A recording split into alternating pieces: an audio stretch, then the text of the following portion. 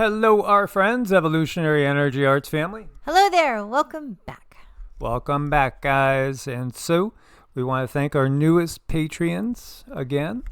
Indeed, we appreciate it so much. And a huge thank you goes out to Jason, Stephen, Bergedeau, Will, MM, and Ben. Thank you. Thank you guys so much. You keep us going, as you see here.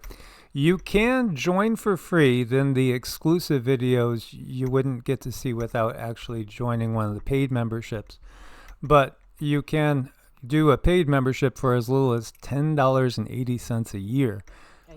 So that's like 2.9 cents per day, which could easily be found anywhere, in reality. And then you could see everything with no commercials right from Patreon. And as you see, we have 3,102 videos up on Patreon at the moment. So we do encourage you guys to, if you're able to, come and join us over there. We would appreciate it. And it keeps us going. As you know, Evolutionary, again, has been demonetized for the vast majority of its life. It's been around 7 years. And really, for 5 of those, it's been demonetized.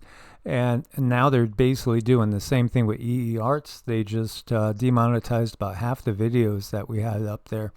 So, it's just the system saying the only way that you get paid is if you are in the system and you're going along with their whole agenda, which we just simply cannot do.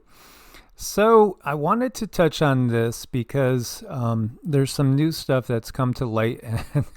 And I was just talking kind of out loud and to Cindy and talking about some of the petroglyphs that they found in the Grand Canyon and how they might be actually in this valley inscriptions and even ancient Chinese inscriptions. Now, that I will get into on a different video in more depth as I read up on that. However, it made me think about this video we did. I think we were out in the desert when we did it, so it was probably 4 years ago, talking about the 1909 incidents involving this right here, this newspaper clipping. Man, I love these things. When we get these ancient clippings that are talking about mysterious find.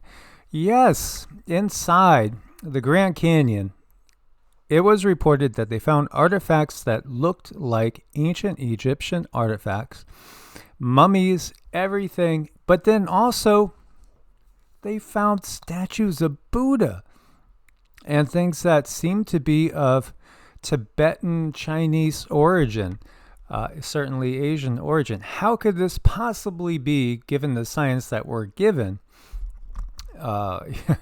which we know is not accurate? How could this possibly be here in the American Southwest? Well, the guides chimed up, and Cindy's going to share that. I just wanted to bring this up. When you look at here, you see these labels. This is a Grand Canyon. You can see Grand Canyon Village down here. And very, very interesting little names. The Tower of Set, Temple of Ra, Confucius Temple, Temple of Osiris, the Shiva Temple, the Isis Aset Temple, Cheops Pyramid, the Buddha Temple. And we got the Phantom Ranch down there as well. Man, our history is so different, and it's actually way more interesting, fascinating, and just incredible, but real than what they sell us. Well, even let's just look at the Grand Canyon, how it's made and how they said that it was water that carved through the stone. But I don't know. To me, when I look at the stone, it doesn't look like water. It looks more like it was cut with like a giant laser. It doesn't have the smooth walls of water to me. But, going back to our history and everything that we are told. But anyway, when Mike was talking about it, talking about this place, and it is not visible or it is not available to the public. And I was just kind of wondering why. So I asked the guy, I do what I do.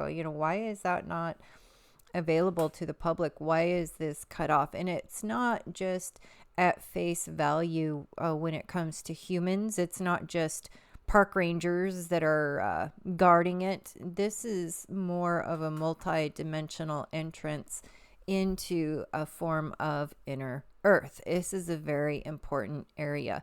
And I know that there's a lot of exotic places that can be visited all over the planet. There's Egypt, there's the temples, there's like everything everywhere. So, I mean, I think here in the States is looked at as kind of a yawn, kind of boring. But what they don't tell anyone is we probably have one of the most fascinating areas that there ever could be when it comes to the history of our planet. From the time that Tiamat was blown apart up until now, and all of the different cultures that helped bring that together have all been honored. They all have a place. They all have their niche in these mountains. So it's being guarded not just by us, but by others. It's just not a place we're allowed to go in now. And that's not going to be forever. That will not be forever, but it is that way for now. And when I looked in there further, it was really kind of fascinating because I saw these, what looked to be portals, but they're bubbles of frequency that if somebody stands in them, they can bring a great deal of healing. They can bring like a repatterning. They can renew one's spirit. It's almost like, they talk a lot about the med beds. Well, this is an area that they've created certain beings for healing. And you just stand there and you allow this information to penetrate you and repattern you and renew you. And then there's also other dimensions that you can go and see, other realms, other places. I mean, it's just absolutely fascinating in there. So it's very closely guarded. And this is why we are not ready as humans. We are not ready to see this. Even though a lot of people say, I'm ready, I'm ready, I'm ready. There's something about our conscious collective that we are not ready. So we have a little ways to go. But if you are awakened, you can see past that veil. You can see in there. Yeah, it's fascinating. Again, look at that curved wall that ends up being at a 90-degree angle. It shows people were doing things intentionally. We ran into so much of this out in the desert as, we spent a lot of time out there, especially in Nevada, mostly in Nevada, but also in New Mexico and in Arizona as well, and California some too. We found some curious things again. Over by where that big earthquake hit. And man, now all of a sudden I can't remember the name. The military base over there in California with the big earthquake that hit. Shoot, I'm going blank there. But we were right on the California-Nevada border when it hit. And it felt like there was a team of Bigfoot out there shaking the RV all over the place. It's not long something. I will pull it up. But what's interesting is this area really is just, head west. And then you run into all these legends of underground cave systems over in the California desert. And, it shouldn't be surprising because, yes, they are all intertwined. Phil Schneider, again, is another person that spoke about this deep underground military base situation that we have. Well, the deep underground military bases are all connected from these ancient tunnels from inner earth that have been there for thousands and thousands and thousands of years. Mm-hmm.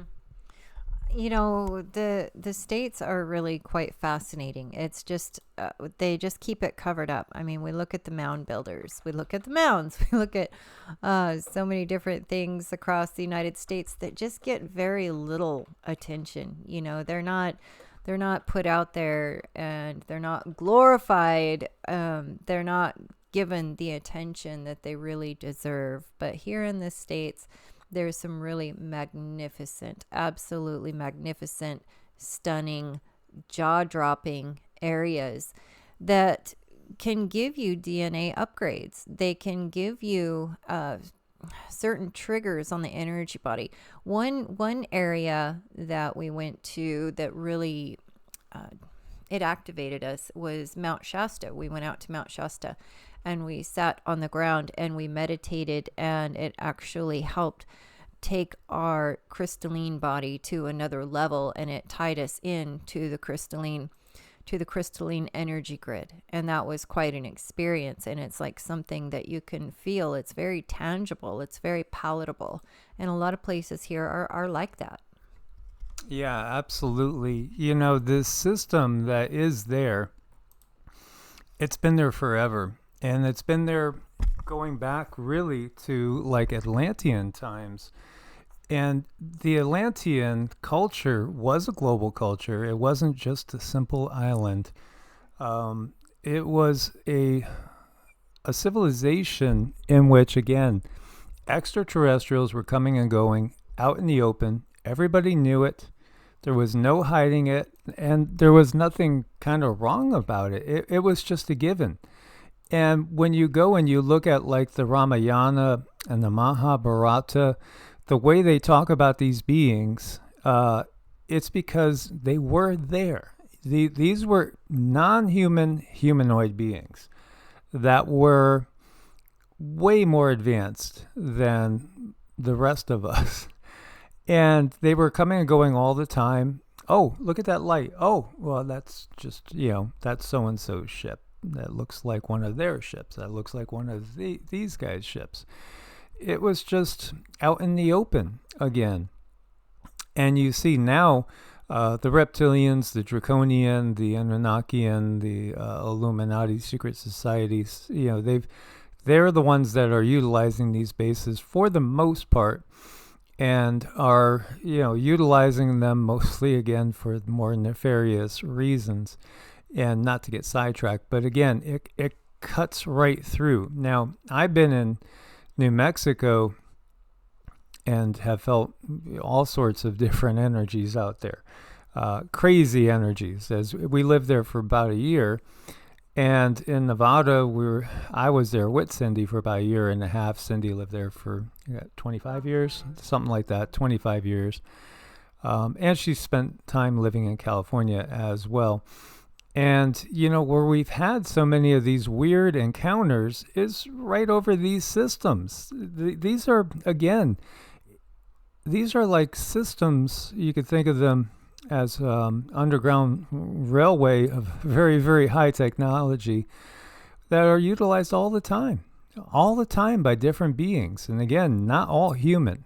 And yes, absolutely, there are military personnel that are working with reptilians in there. So what are they hiding? They're hiding a ton. They're hiding our real history in there. They're hiding the real interactions that are still going on right now between non-humans, non-Homo sapiens, and other humanoid and non-humanoid beings that are working together. So there's many articles which I've linked to this again that talk all about this mystery of the lost underground city, and it's really a network. It's a network. That's the other thing I really want to get across. It's just not one underground city, but this section has a lot that would be revealed. So it's very much like a Hall of Records. When you start talking about Edgar Cayce and the Hall of Records being found in the last days under the paw of the Sphinx. Again, the Sphinx is far older than what they say. The weathering, it was obviously a much more tropical area than it is now. Rain was abundant by the weathering. Same thing with the pyramids. The timing on the pyramids is not accurate in the least. And when we see to the legends of the American Indians, again, when you look back to the American Indians' creation stories, they all start with basically the time right after the flood, where it's a rebuilding story. It's not the original creation. It's rebuilding after cataclysm. It's rebuilding after a great reset, a big reset. And they emerge up, into the new world that has been revealed after the cataclysm of the Younger Dryas period, which the timing, I think, is off. And we haven't gotten confirmation from the guides or clarity from the guides on that, but I do think the timing is off. I think it's not as far back as what we're told. And we're told like 11,700 years ago, 12,000 years ago. And very aware of all the concepts of the great cataclysms that come in a 12,000 year cycle. Again, we've got 3,100 videos up on Patreon, but in reality probably made 5,000 or 6,000 videos, as we didn't establish a Patreon until several years into the channel. So, absolutely aware of all that. But I think, again, the control system has its hands and operatives everywhere. So any science, we cannot trust any science. You can't trust any science, especially any that could be tied into anything, obviously, that comes from NASA, NOAA, or the Smithsonian, or any of the things that are funded by, say, Oxford, or any of these big colleges that are, again, part of the system. They are so entangled. They have this intricate web that just wraps its tentacles around every aspect of our lives. And this information is just that. Again, it's information they can't have out there in the open because the entire narrative is blown. It's totally blown. But we have Cindy. Well, what they can't control is they can't control the awakening. They cannot control people awakening their energy body, igniting their light body, because it's something that simply happens. And if you have a practice, and the sun can do it too, but it's something, if you have a mind, body, spiritual practice going on, that it's something that usually comes to anyone, and then if you want to hone that further, you have the option to do mantras, meditation, a lot of things, a lot of inner healing goes into it too. So it does take some effort, but it's something that everyone has access to, and you can just get that ability to read into the energies and understand better, or at least clearer, what's going on, so you're not reliant on all of those headlines. Because let's face it, the control system, they control every ounce of media out there. I mean, every word that goes out there, every printed book that goes out there. So, I mean, this information is good to get a feel for things, but I wouldn't base my whole life on trusting them and what they say, because, yeah, they kind of sort of have an agenda. Absolutely. So this is where I get skeptical when they say, well, ice cores, show us this. Well, who funded that? Oh, Cambridge. Again, funded by the Skull and Bones Society. Yeah, sure. Funded by the Rosicrucians or the Illuminati. Sure. Are we going to trust any of that? We shouldn't. We absolutely shouldn't trust any of that. And yet, the things that they found included things that seemed very, very indigenous to, going and exploring stuff over in Egypt, and then yet the same thing going and exploring over in Tibet. And so, again, this is a reservoir in so many ways, a hall of records of everything that's happened on Earth. And it has artifacts in it of all different places and people. And again, when Cindy was talking about the bigger picture, when we're starting to talk about star seeds, those that came here from, say, Sirius, those that came here from Orion, those that came here from the Pleiades, yeah, absolutely, and from other systems as well. As, again, Earth has been a melting pot, not just of the races that we see now.